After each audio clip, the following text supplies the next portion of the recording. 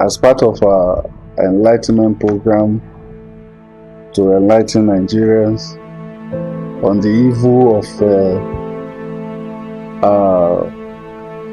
illegally traveling out of the country to other countries, all in the name of looking for greener pastures.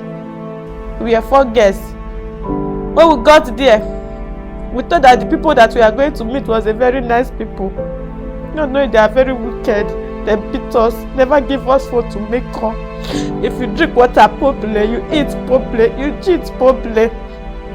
It gets to a time when people begin to die. Some took their urine and begin to drink.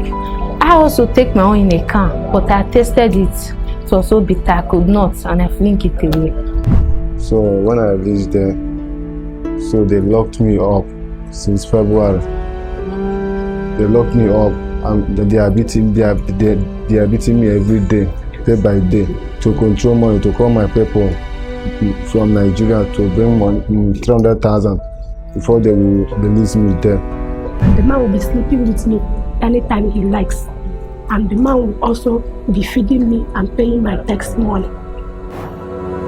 And I know that when Nigerians hear that story, parents will be touched, not to encourage their children to embark on this kind of dangerous journey.